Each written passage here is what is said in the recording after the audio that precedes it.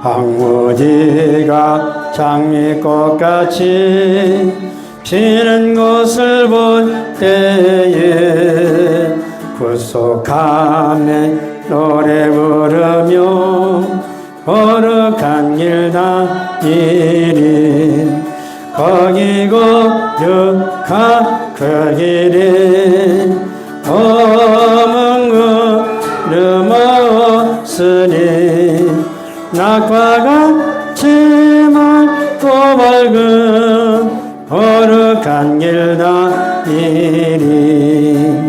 하나님의 아름다움과 그의 영광 볼 때에 어린 죄로 잊어버리고 거룩한 길 다니리 거기 거룩한 그 길에 검은 구름 없으니 낙과 같이 맑고 밝은 거룩한 길 다니리 마른 땅에 샘물도 지고 사막에는 물들어 기쁨으로 찬송 부르며 거룩한 길 다니리 거기 거룩한 그 길에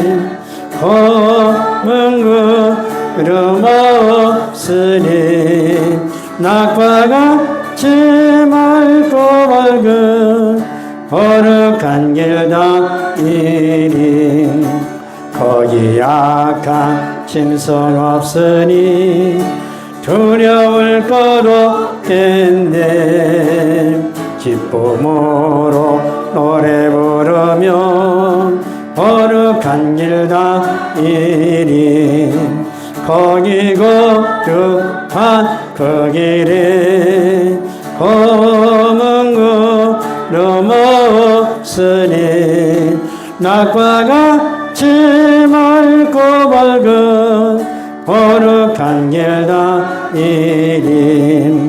거기 죄의 전혀 없으니 거룩한 자뿐이라 주가 주신 연료관 쓰고 거룩한 길 다니리 거기 거룩한 그 길에 검은 구름 없으니 낙과 같이 맑고 밝은 거룩한 길 다니리 11에서 12장 28절 그러므로 우리가 진동치 못할 나라를 받았은즉 은혜를 받자 이로 말미암아 경건함과 두려움으로 하나님을 기쁘시게 섬길지니 그러므로 우리가 진동치 못할 나라를 받았은즉 은혜를 받자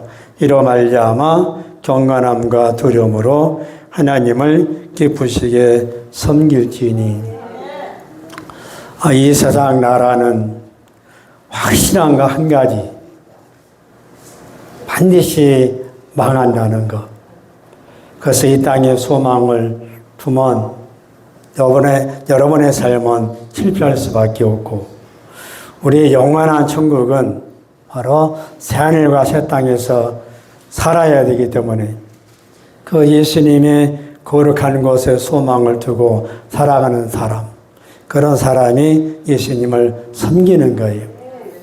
왜냐하면 하나님의 나라는 영원하고 또 영원한 안전이고 영원한 평화가 기쁨 가운데 의를 이루기 때문에 우리가 주님이 계신 그 예수님을 향하여 하나님이 위에서 부르신 나를 여러분 나에게 주시고자 하시는 그 부름의 상을 위하여 쫓아가는 그런 삶이 되어져야 되는 거예요.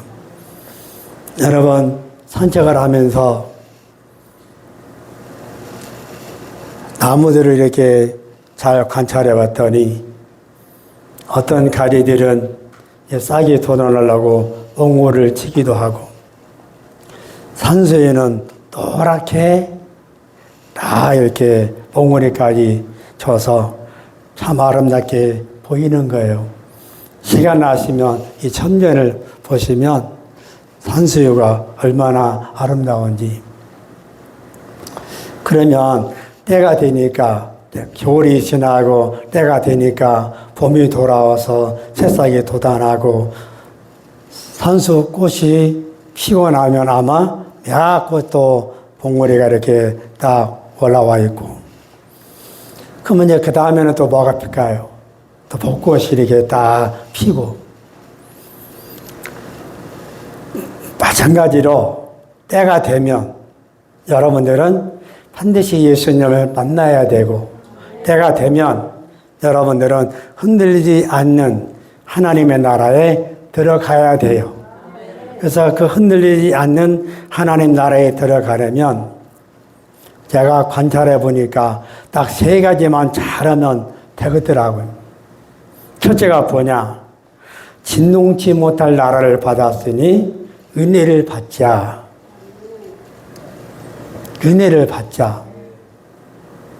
그러면 하나님이 우리에게 은혜를 주시는데 가장 먼저 해야 되는 것은 하나님이 내게 주신 은혜, 내가 하나님께로부터 받은 은혜, 이거를 헤아려서 감사하는 사람이 돼야 그 사람이 하나님을 기쁘시게 하는 거예요. 오늘 여러분 지금 분명히 나오잖아요. 진동치 못할 나라를 받았은즉 은혜를 받자. 이로 말미암아 경건함과 두려움으로 하나님을 기쁘시게 섬길지니. 우리가 하나님이 우리에게 거저주신 은혜는 2가지 차원에서 보면 이 자연의 혜택을 통해서 주시는 거저주신 은혜가 있대요. 태양이라든지 달이라든지 별이라든지 비라든지 산소라든지. 근데 산소를 딱 생각할 때 딱 느껴오는 것이 예수님은 산소와 같은 분이시다. 왜냐면 우리가 40일을 안 먹어도 살아요. 그런데 30분만 산소를 들이마시지 않으면 사람은 죽어요. 그런 의미에서 예수님이 산소와 같은 분이시다는 거 말씀드리는 것이고, 방 안에만 이렇게 딱 있으면 몸이 가라앉아요. 그래서 아침에도 한 바퀴 산책을 해야 되고 오후에도 또 한 바퀴 산책을 해야 돼요. 왜? 맑은 공기를 마셔야 이 몸이 활력이 있기 때문에. 물론 매일 그렇게 할 수는 없지만 그렇게 하려고 노력을 하는 거예요. 이렇게 우리 부모는 모든 것들은 우리가 어떤 대가를 지불하고 우리가 산 것이 아니라 그냥 주님이 우리를 일방적으로 사랑하셔서 베풀어 주신 은혜잖아요. 그거를 여러분들이 감사하셔야 되고, 이제 영적으로 주님이 우리에게 주신 거저주신 은혜는 지난 시간에 말씀드린 대로 그리스도 안에서 우리를 택하신, 우리를 그 사랑 안에서 우리를 거룩하고 흠이 없게 하시려고 그 기쁘신 뜻대로 우리를 예정하시고 예수님 안에서 하나님의 아들들이 되게 해주신 거예요. 에사야서 2장 4절에 보면 국률에 풍성하신 하나님이 그 큰 사랑을 인하여 죄와 허물로 죽은 우리를 살리셨고 또 함께 그리스도 안에서 일으키사 또 그리스도 함께 하늘에 앉히시니, 이 은혜는 우리로 하여금 가고 오는 모든 세대들에게 하나님의 은혜를 전파하기 위해서 하나님이 하신 일이시고, 그는 내가 어떤 대가를 지불해서 얻어진 것이 아니라 예수님이 십자가에서 당신의 피, 당신의 몸을 완전히 여러분 희생시켜서 우리를 하나님께로부터, 우리를 사서 우리 하나님께로 이렇게 드린 거예요. 이 거저주시는 이 은혜는 믿음으로 말미암아 되는 것인데, 여러분 바로 하나님의 선물이라 말하는 거예요. 거저주신 은혜는 자연적인 은혜 통해서 누리는 은혜, 또 예수님을 통해서 우리에게 주시는 이 은혜, 여러분, 이거를 여러분들이 잘 발견하셔야 되는 거예요. 믿음은 하나님의 선물이라 그랬어요. 주님이 나를 사랑하셨고 주님이 나를 불쌍히 여기셨기 때문에 여러분, 주님이 우리에게 그런 은혜를 주신 거예요. 우리 쪽에서는 거저 받은 것인데 하나님 편에서 보면 여러분, 엄청난 대가를 예수님이 십자가에서 당신의 몸으로 당신의 피를 흘리심으로 인해서 우리를 사서 하나님 앞에 드리신 거예요. 그래서 주인은 내 인생에 있어서 나에 있어서 주인은 내가 아니라 여기서 오직 예수님. 그 예수님이 나의 주인이다 이거예요. 그래서 사도 바울이 로마서 14장 8절에서 내가 살아도 주를 위해서 살고 내가 죽어도 주를 위하여 죽나니 그러므로 사나 죽거나 나는 주의 것이라. 이를 위해서 주께서 죽으심으로 인해서 다시 살아나시고 죽은 자와 산 자의 주가 되게 하려 하심이라 그랬어요. 내 인생은 내 마음대로 살면 안 되는 것이고 주님의 뜻에 의해서 우리가 살아야 돼요. 왜? 나는 하나님의 것. 예수님이 내 주인이에요. 그 주인이 위해서 우리가 살아야 돼요.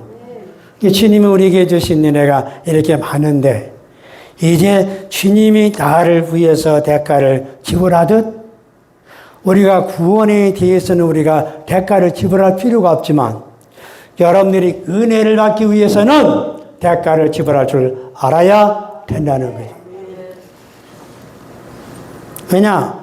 시편 31편 19절에 주를 두려워하는 자를 위하여 쌓아두신 은혜가 많이 있기 때문에 여러분들이 지는 나라 가는 그날까지 하나님이 준비하신 은혜가 많이 있어요. 믿으시면 아멘. 그거를 여러분들이 가지셔야 되는 거예요. 근데 그것을 가지려면 주님이 나의 구원을 위해서 대가를 지불하듯 나도 하나님이 쌓아두신 그 은혜를 내가 내 것으로 정치하려면 나도 주님 앞에 대가를 지불할 줄 알아야 된다는 거예요. 이것이 여러분의 삶 속에서 이루어져야 되는 거예요. 은혜를 받은 은혜, 또 앞으로 주실 은혜를 기대하고 그 은혜 받는 삶을 통해서 주님께로 더 가까이, 주님의 뜻을 이루는 쪽으로 더 가까이, 그것이 여러분의 삶 속에서 이루어져야 돼요. 내가 받을 은혜가 참 많이 있다. 이 많이 있는데 이 은혜는 여러분 대가를 지불해야 되는데 한마디로 표현하면 사모하는 사람은 반드시 은혜를 받는다. 우리가 시편 107편 9절에 보면 하나님이 사모하는 영혼을 만족케 하시며 죄린 영혼에게 좋은 것으로 채워주심이로다. 사모하는 사람을 주님이 뭐라 그래요? 그 마음을 만족케 해주신다 그래요. 죄린 영혼들에게 주님이 좋은 것으로 채워주신다 말이에요. 우리가 이사야 55장 2절에서도 너희는 나를 청종하라.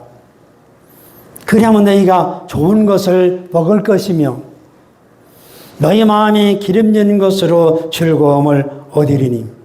이 주님은 우리가 육체에 필요한 것, 또 내 삶에 있어서 여러분 내 마음속에 있는 그 갈급한 것을 주님이 채워주신다는 거예요. 여러분들이 주기도문을 잘 보시면 하나님과의 나와의 관계에서 그분의 이름을 거룩하게 하고 그분의 나라가 내 안에 임하고 그분의 뜻이 나를 통해서 이 땅에서 이루어지는 것, 이게 제일 우선이잖아요.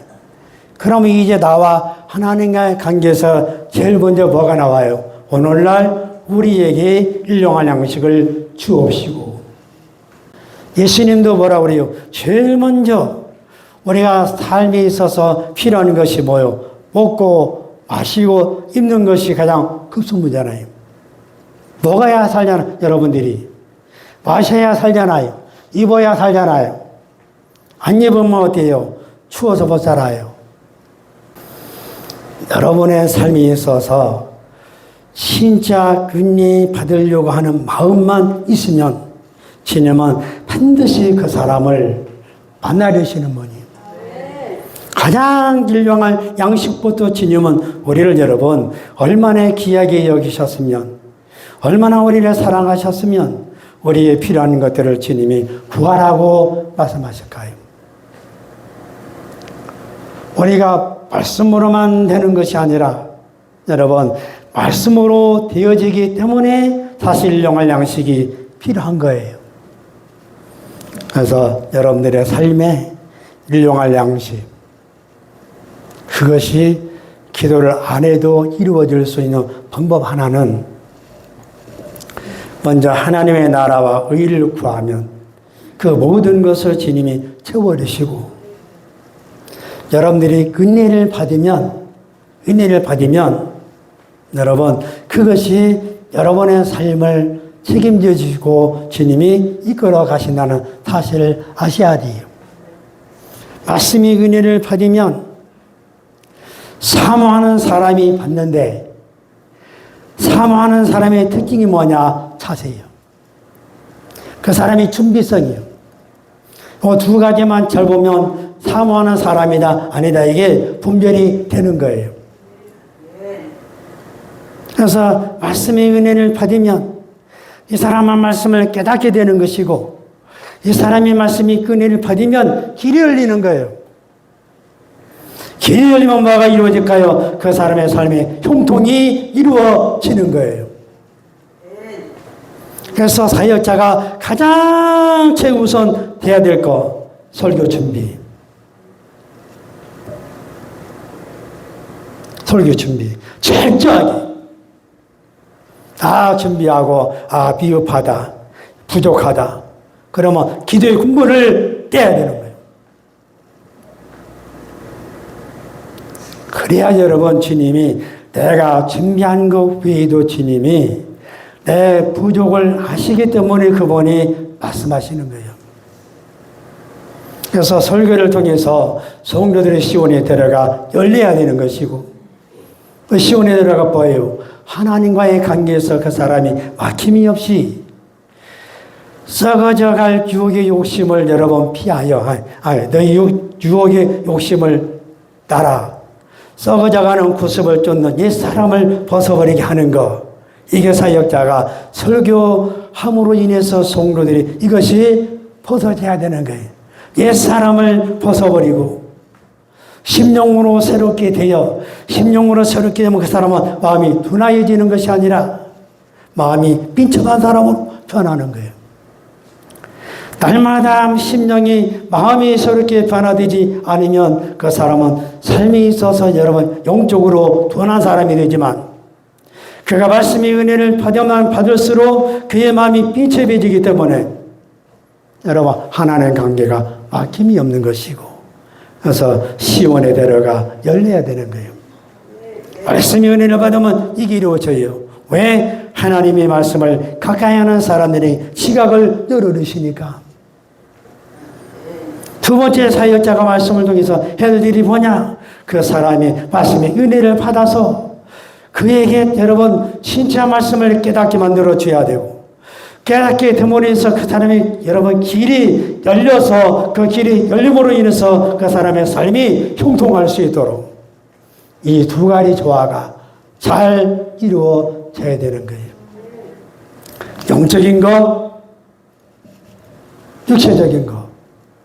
이것이 조화가 이루어지지 못하면, 그래서 성도들의 삶은 누구에게 달리느냐? 설교하는 사람에게 달려있는 거예요. 기도의 근본이 뭐예요? 내 부족함을 아니까, 내가 준비한 것이 단언 아니니까, 너무나 부족하니까 성령이 개입하셔서 그분의 내 입을 통해서 신이 말씀하시는 그 역사를 이루기 위해서 기도의 근본을 피우시라 이거예요. 그래야 말씀이 변화가 되는 거예요. 이런 것들은 여러분 설교자는 터득할 줄 알아야 되는 거예요. 말씀의 은혜가 주어져야 사람은 변한다. 심령이 새롭게 되어 하나님을 따라 의와 진리의 거룩하심을 받은, 지으심을 받은 여러분 새 사람을 이루게 되는 거예요. 이게 에베소 4장 22절에서 24절 말씀이에요. 그래서 사도 바울이 고린도전서 9장 57절에서 뭐라고 말하냐? 내가 내 몸을 쳐서 주님 앞에 복종한 것은 내가 복음을 전파한 후에 내가 하나님 앞에 버림받지 않기 위해서 내가 내 몸을 쳐서 복종한다. 고린도후서 여러분에서는 바울이 내 모든 생각, 하나님을 거역하는 내 모든 생각을 다 사로잡아서 주님 앞에 나는 복종한다. 그럼 복종이 뭘까요? 복종은 강요에 의해서 되어지는 것이 아니라 자기 스스로 자발적으로 순종하는 것이 복종이에요. 여러분, 상식에 어긋나도 그것이 주님의 뜻이라면 복종할 수 있어야 돼요. 저는 여러분 용담에서 단감방 방 하나 새방살이 있어요. 어린 아들 둘 데리고 내 아내가 있고 방도 좁고 그래서 기도원을 왔다 갔다 하는데 어느 날 원장님이 나보고 거기서 개척하라고. 내가 볼 때 상식에 어긋난 거예요. 내가 주인도 아니고 세를 사는 방 하나에서 개척하라는 거 여러분 제가 어떻게 했을까요? 즉시 순종한 거예요. 어떤 계산도 없어요. 주인의 눈치도 없어요. 그거 봤으면 못해요. 즉시 내가 순종했더니 여러분 하나님이 하시는 일이 뭐냐? 아이들이 몰려오면 시끄럽잖아요. 주인이 싫어하잖아요. 근데 그분이 여러분 꿈속에서 보니까 뱀 한 마리가 큰 뱀이 대문 밖에서 아무리 들어오려고 해도 내 눈치만 보고 있다는 거예요. 그래서 그 할머니가 깨달은 것이 뭐냐? 아, 저 양반이 믿는 신이 큰 신이다. 점장이들도 무당들도 여러분들이 믿는 예수가 가장 큰 신이라는 걸 알아요. 여러분들이 섬기는 예수는 여러분 만왕의 왕이시고 만주의 주인이세요. 그분이 모든 역사를 주관하시는 분이시고 여러분 그렇게 복종했더니 사역의 길이 열린 거예요.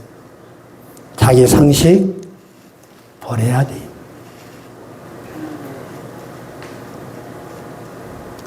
여러분 목회하면서 계산적 아이들은 자라나고 이것도 버리는 거예요. 뭘 먹고 뭘 마시고 학교 어떻게 보내고 이것도 버리는 거예요. 그냥 무조건적으로 복종했더니 여러분 그때부터 주님의 사역의 길을 열어주신 거예요. 말씀이 내 삶에 있어서 최우선을 두고 그 말씀 앞에서 내가 복종할 수 있는 자리까지 들어가는 사람은 제가 확실히 말합니다. 그 사람의 길은 막히지 않아요. 그 사람의 길은 열려요. 그 사람의 삶은 반드시 불통하는 것이 아니라 형통하게 되어 있어요. 왜냐? 하나님이 함께 하시니까. 왜냐? 하나님이 도우시니까. 왜냐? 당신의 영광을 그를 통해서 드러나기를 원하시니까. 그래서 말씀을 들으세요. 놀라운 일이 생깁니다. 노래 있잖아요. 여러분들이 기도의 은혜를 받고 싶으면 기도를 사모하셔야 돼요. 빌립이 사마리아 성에서 복음을 전했을 때에 여러분 그 소식이 예루살렘 교회에 들어가서 베드로와 요한이 사마리아 지역에 와서 그들에게 성령 받기 위해서 기도했더라 그러잖아요. 친히 안수했더라 말하잖아요. 기도는 뭐라 그래요? 사실 구약에서 야곱을 통해서 우리에게 보여준 것은 여러분 씨름이라 그래요. 저는 여러분 어린아이들이 방언 맞는 걸 보고 충격받은 거예요. 제가 전도다 시절에.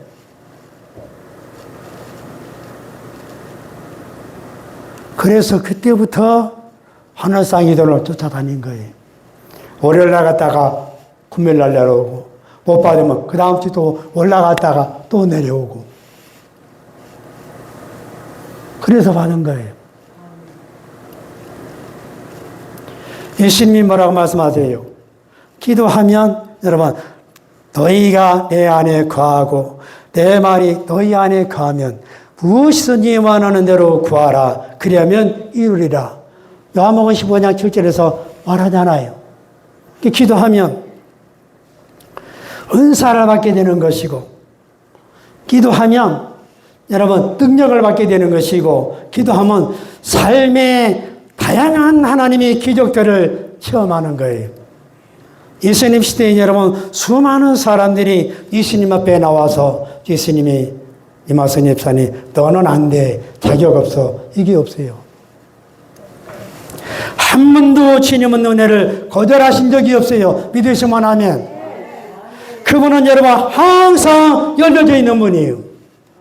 누구든지 자기 앞에 나와서 여러분 아뢰기만 하면 주님이 그 사람의 기도를 주님이 들으시고 너는 돼? 이렇게 말씀하시는 분. 내 믿음대로 될지어다 말씀하시는 분이요. 기도하는 사람은 여러분 생활의 다양한 것을 경험한다니까요.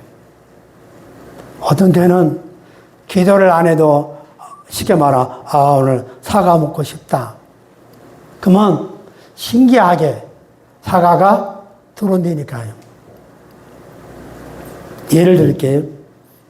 조은혜 집사가 저 앞산을 어떻게 올라가요? 근데 어느 날 저걸 올라가고 싶은 생각이 든 거예요. 그랬더니 친구가 전화 와가지고 와서 업고 저 앞산을 올라갔다 내려왔다니까요. 저 사람이 기도했겠어요? 안 했다니까요.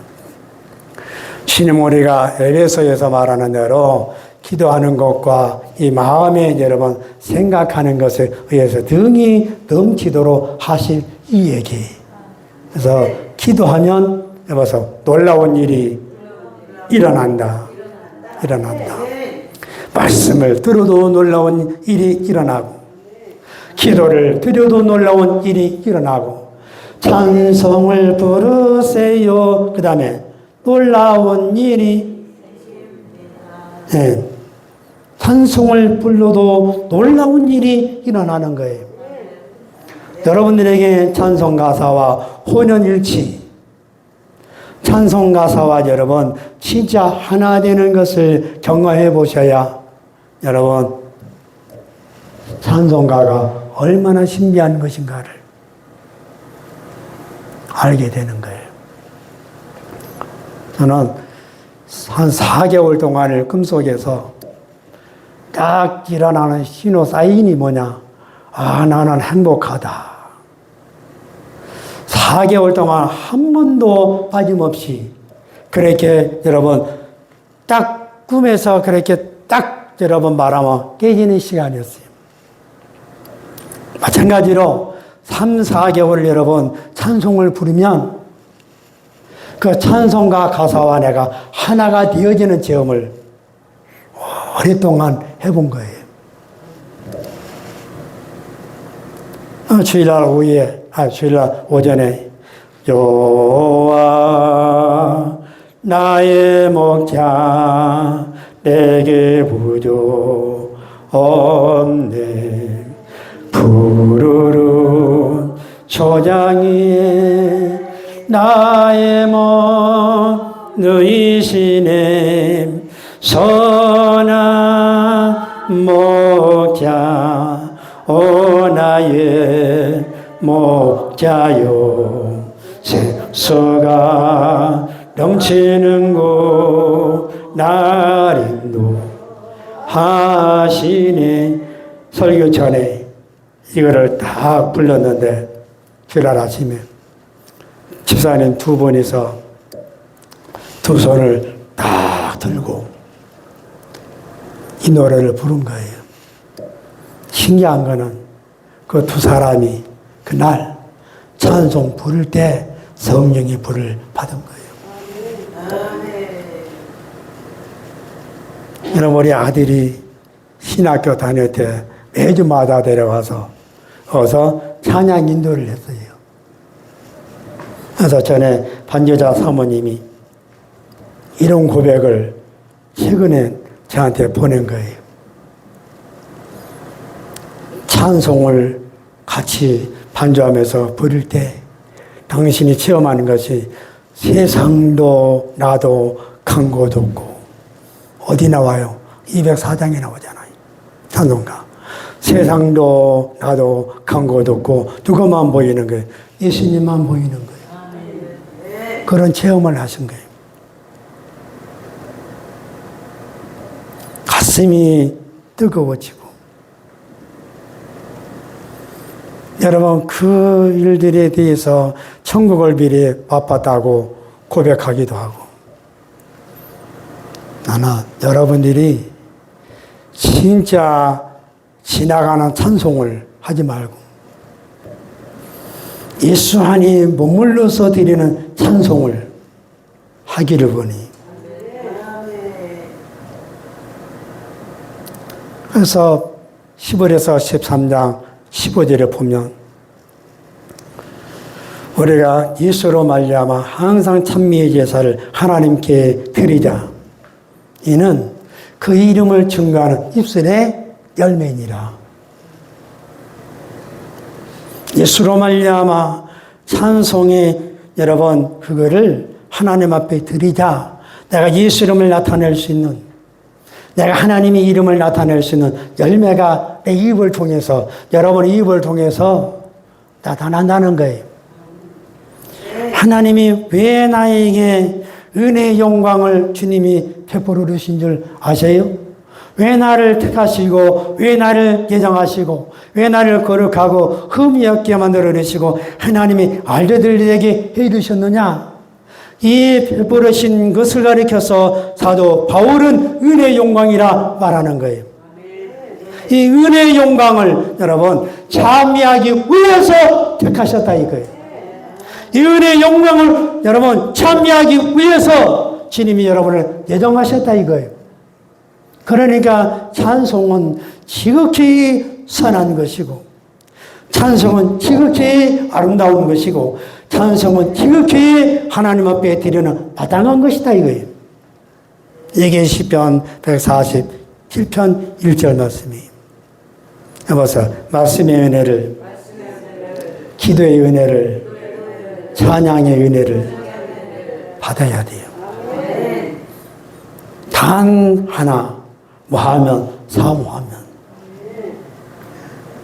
사모의 특징이 뭐라고 그랬어요? 자세, 준비. 두 가지만 잘 이루어지면 여러분의 인생이 바뀐다니까. 여러분의 가정에 여러분 묶여놓은 쇠사슬이 풀어진다니까요. 왜냐? 바울이 기도하고 찬송할 때 그의 얽어매고 있는 모든 쇠사슬들이 다 풀어져 버렸어요. 그래서 기적이 일어나는 거예요. 옥문이 열리고 간수가 죄수들이 다 도망간 줄 알고 자기 스스로 여러분 자진하려고 했는데 사도 바울이 맞고, 그러면서 뭐라고 말해요? 선생들아, 내가 어떻게 해야 구원을 얻을 수 있느냐? 여보세요. 주 예수를 믿으라. 그리하면 너와 내 집이 구원을 얻으리라. 여러분의 가정에 얽어매고 있는 모든 죄악의 사슬들, 초롱송과 같은 여러분 진짜 마귀의 경관 신들을 파괴할 수 있는 방법은 딱 세 가지. 예수 이름의 권세로 말씀을 사용하는 것, 예수 피에 의해서 주님을 찬양하는 것, 이것이 여러분 이루어지면 여러분의 가정에 놀라운 일들이 일어나는 거예요. 나는 할 수 없지만 하나님은 하신다. 나는 부족하지만 그분은 완전하신 분이다. 나는 아무것도 못하지만 그분은 전능하신 분이시다. 주님이 나를 돕는 자 중에 계시고 주님이 나와 함께 하시면 나를 통해서 주님의 역사는 반드시 이루어진다. 여러분, 이거를 우리가 믿으셔야 돼요. 자, 28절을 보면, 그러므로 우리가 진동치 못할 나라를 받았은즉 은혜를 받자. 조그마한 탄에는 감사하자. 이로 말미암아 경건함과 두려움으로 하나님을 기쁘시게 섬길지니. 그러면 여러분, 하나님을 기쁘시게 섬길지니 이 속에는 뭐가 있어요? 예배가 있잖아요. 하나님을 기쁘시게 하는 것이 뭐예요? 하나님 앞에 감사하는 것. 하나님을 기쁘시게 하는 것이 뭐예요? 성령을 쫓아서 사는 것. 우리가 로마서 8장 8절에서 육신이 있는 자들은 하나님을 기쁘시게 할 수 없느니라 말해요. 하나님을 기쁘시게 할 수 있는 것은 오로지 감사로 주님을 찬양하는 것. 우리가 하나님을 기쁘시게 할 수 있는 것은 여러분, 내 몸을 하나님이 기뻐하시는 거룩한 산제사로 드리는 것. 이것이 여러분 주님을 기쁘시게 하는 거예요. 여러분들의 삶의 매일매일 수요일날, 금요일날, 주일날 이게 아니에요. 여러분 스스로 하나님 앞에서 머물러 주님과 함께 말씀 보고 주님과 함께 기도하고 주님과 함께 찬송 부름으로 인해서 그날 주님이 주시는 은혜를 가지고 살아야 된다는 거예요. 그게 바로 경건의 시간이에요. 그게 바로 경건에 이르는 연습이요. 여러분들이 주일날, 수요일날, 금요일날 이게 아니라니까요. 매일매일 하나님이 준비하시는 은혜를 내가 있는 초소에서부터 주님과 나 사이에 여러분 같이 있을 때에 주님은 여러분 은혜를 각 개인에게 다르게 색다르게 다양하게 주님은 여러분 경험하게 해주시는 분이에요. 말씀을 읽다가도 기도를 하다가도 찬송을 부르다가도 그래서 여러분의 가정에 여러분 일지가 하나 필요한 거예요. 그날 볼 수 있는 말씀은 여러분 창세기부터 시작하면 쫙 이렇게 하루에 일어나서 석 장이든 한 장이든 그날 부르는 찬송을 딱 매일매일 여러분 선정해서 그렇게만 여러분들이 6개월만 하시면 여러분들의 영은 절대로 공부하지 않아요. 여러분의 삶의 활력과 기쁨과 평안함과 강건함과 형통함이 여러분 이루어질 수 있다 나는 보는 거예요. 그래서 은혜는 여기서 매일 받는 것이 이루어져야 된다. 매일매일 은혜를 받아야. 왜? 내가 영원한 주님의 나라 흔들림이 없는 그 나라에 들어가려면 은혜를 받아야 여러분 자신들을 지킬 수 있다니까요. 여러분들이 은혜를 받아야 여러분들의 거룩한 믿음 위에 여러분 집을 지을 수 있다니까요. 여러분들이 은혜를 받아야 하나님의 사람으로서의 여러분 의와 경건과 믿음과 사랑과 인내와 온유를 쫓으며 믿음의 선한 싸움을 싸우며 영생을 취할 수 있다니까요. 왜냐? 디모데전서 6장 11절에 우리를 가르쳐서 너 하나님의 사람아 이렇게 말하거든요. 이것들을 피하고 뭐요? 돈을 사랑함을 피하고 네가 할 일은 의와 경건과 믿음과 사랑과 인내와 온유를 쫓으며 믿음의 선한 싸움을 싸우라 영생을 취하라 말하는 거예요. 이런 은혜가 여러분들의 가정에 있기를 주의 이름으로 축원합니다. 자, 세 번만 읽고 마칠게요. 그러므로 우리가 진동치 못할 나라를 받았은즉 은혜를 받자 이로 말미암아 경건함과 두려움으로 하나님을 기쁘시게 섬길지니. 그러므로 우리가 진동치 못할 나라를 받았은즉 은혜를 받자 이로 말미암아 경건함과 두려움으로 하나님을 기쁘시게 섬길지니. 한 번 더. 그러므로 우리가 진동치 못할 나라를 받았은즉 은혜를 받자 이로 말미암아 경건함과 두려움으로 하나님을 기쁘시게 섬길지니. 하나님, 우리 아버지 감사합니다. 우리에게 영원한 천국, 의와 평강과 실학이 넘치는 그곳, 오직 믿음으로 말미암아 들어갈 수 있는 하나님의 나라. 아버지, 이 나라를 위해서 준비하면서 살아갈 수 있도록 매일매일 주님 앞에 은혜 받는 삶이 이루어질 수 있도록 아버지 역사하여 주시옵소서. 감사하며 예수님의 이름으로 기도옵나이다. 아멘.